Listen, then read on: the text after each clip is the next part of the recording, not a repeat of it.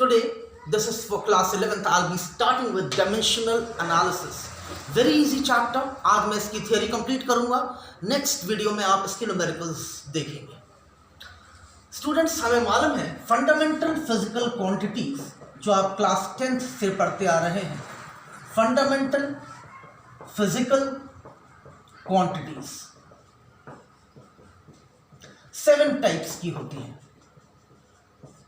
Fundamental इसलिए कहते हैं क्योंकि they are not dependent on each other, आपस में किसी पे डिपेंड नहीं करते. Length, mass, time, temperature, electric current, amount of substance and luminous intensity.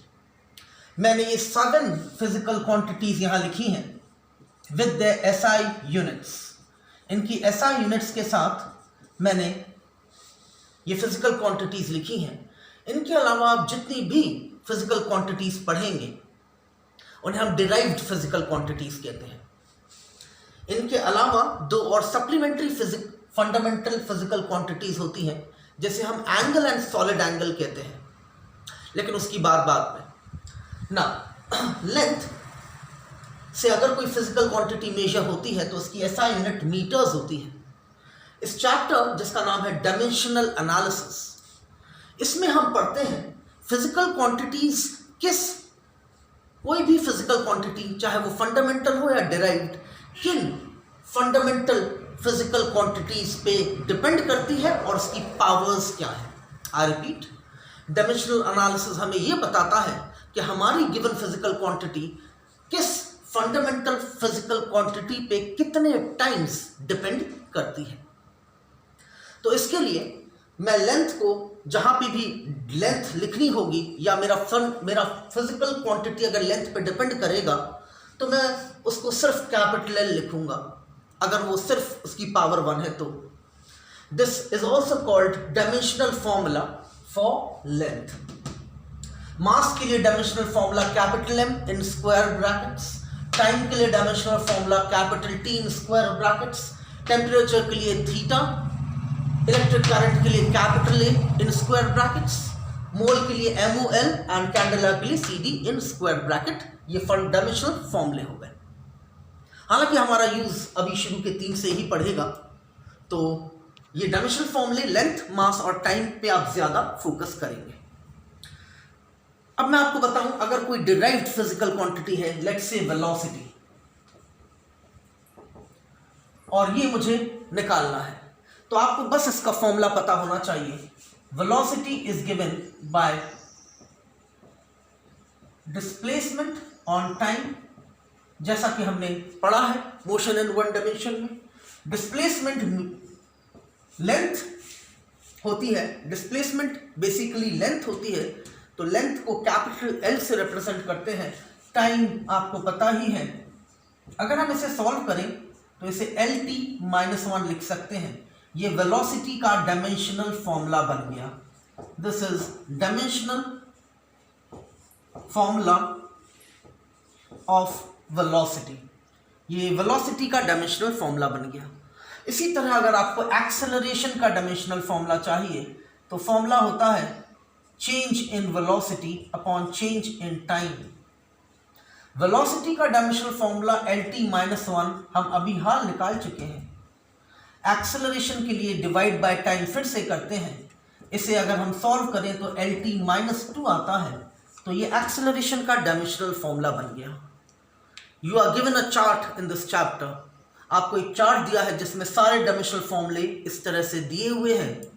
You need to learn them up, या फिर अच्छा होगा अगर आप 5, 10, 8, 10 डिराइव करके खुद देख लें कैसे डायमेंशनल फॉर्मूले आ रहे हैं एंड लर्न देम अप.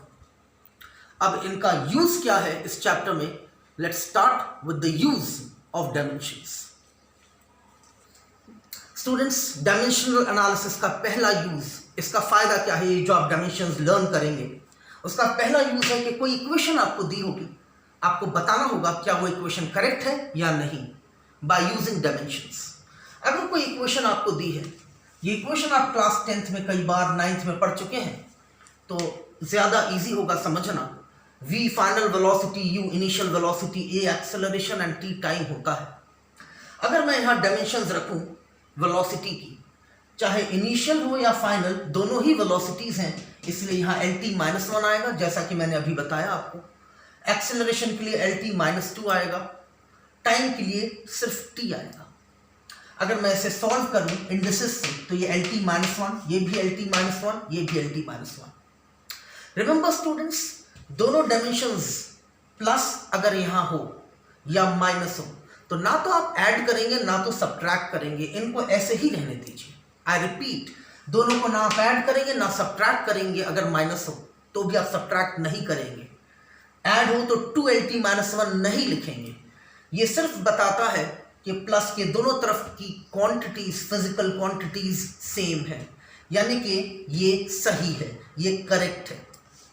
अगर यहाँ जो डायमेंशन है प्लस के उस तरफ, अगर यहाँ माइनस होता तो माइनस के इस तरफ भी वही डायमेंशन है जो इक्वल के इस तरफ है, तो हम लिखते हैं कि ये फॉर्मूला करेक्ट है।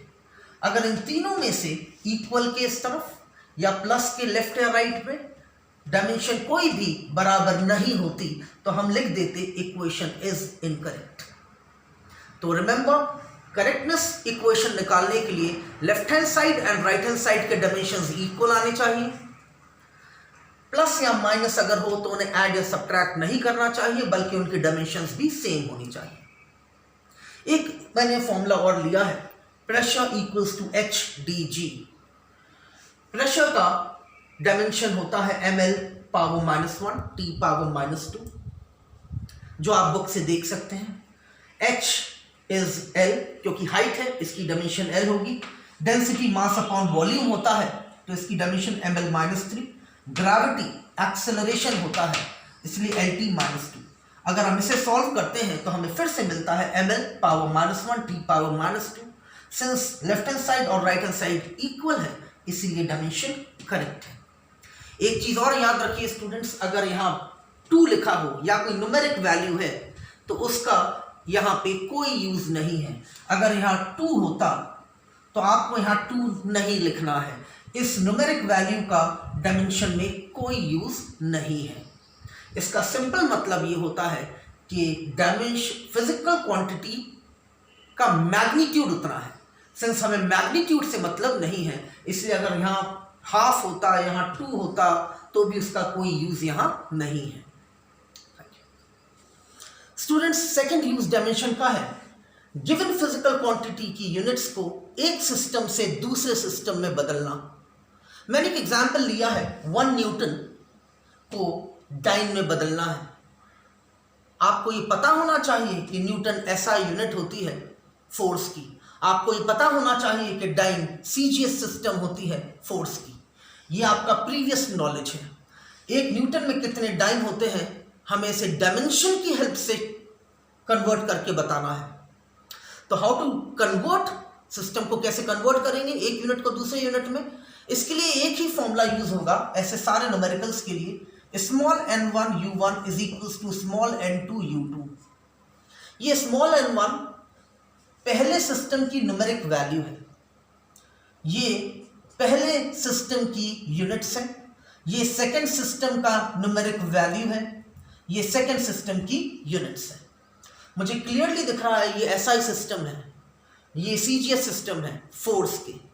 दोनों ही यूनिट्स फोर्स के हैं। आपको पता होना चाहिए dimension of force is ml⁻2। ये फोर्स का डायमेंशन होता है। अब आपका काम ये है कि पहले सिस्टम की न्यूमेरिक वैल्यू को यहाँ n1 की जगह रखिए, u1 की जगह डायमेंशनल फॉर्मूला लिख दीजिए ml⁻2।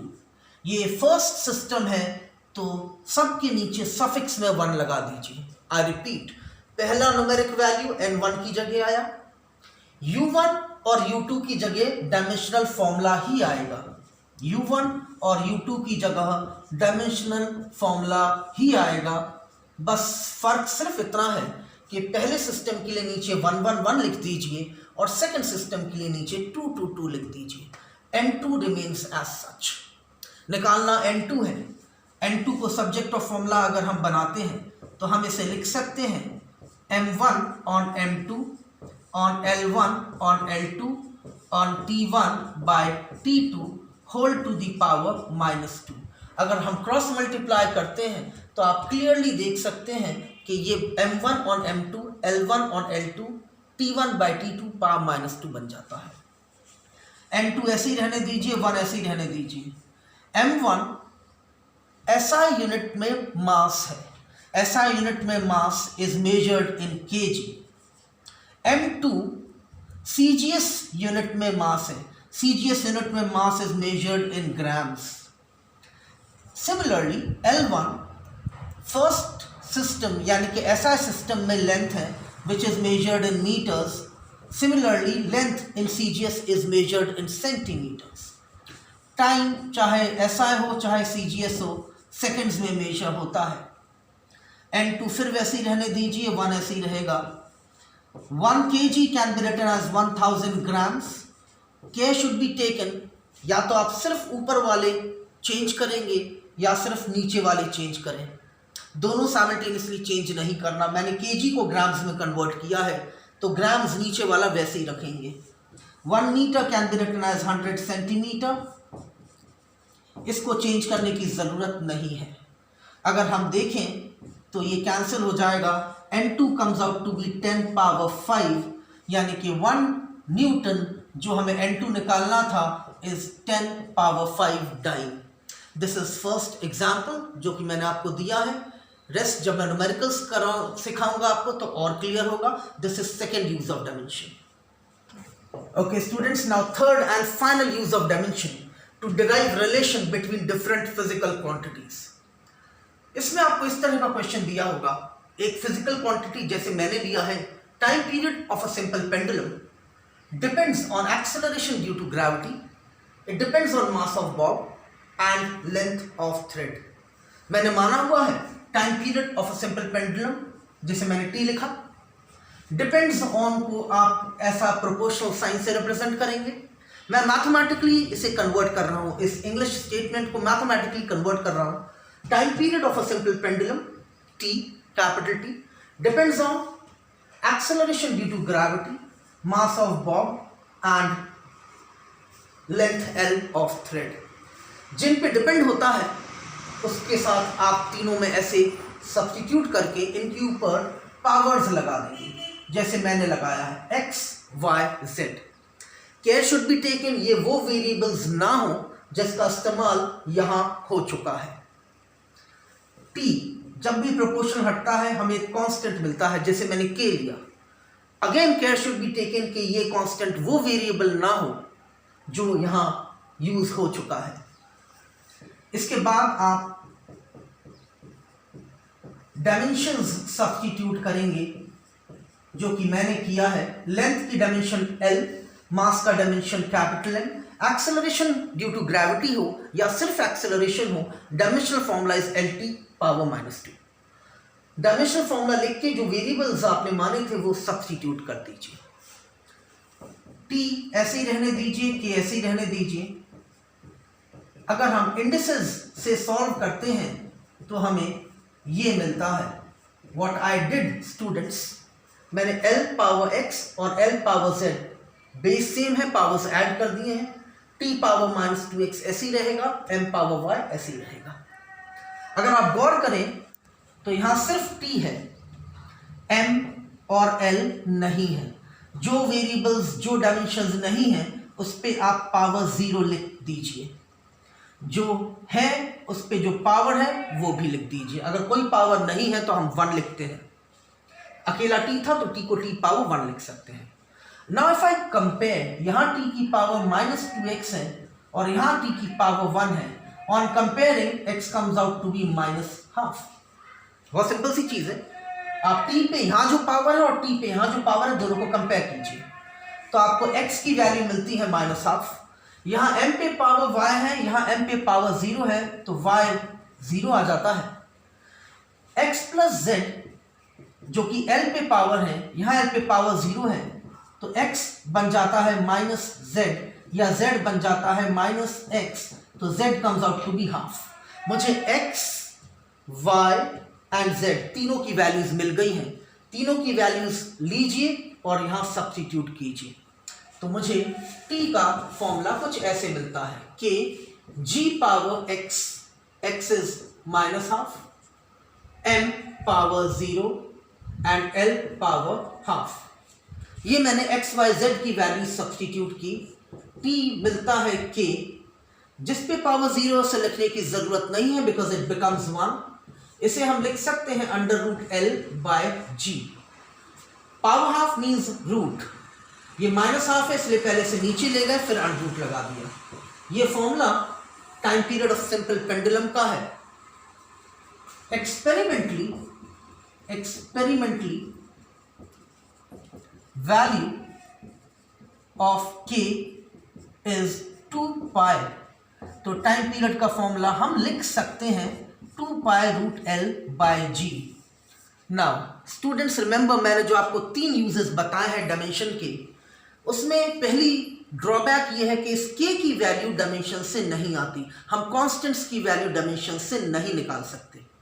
सेकंड ड्रॉबैक, अगर किसी फॉर्मूले में log, sine, cos, tan, exponential powers आती हैं तो हम उसको भी डायमेंशन से नहीं निकाल सकते. अगर डायमेंशनल फॉर्मूले में 3 वेरिएबल फिजिकल क्वांटिटीज जो कि g, m और l, 3 डिफरेंट फिजिकल क्वांटिटीज से ज्यादा पे डिपेंड करता है तो भी हम उसे डायमेंशन से नहीं निकाल सकते. These are drawbacks of dimension. इसके साथ हमारा ये चैप्टर खत्म होता है. न्यूमेरिकल्स मैं नेक्स्ट टर्न पे लूंगा. Please don't forget to like, share and subscribe my channel.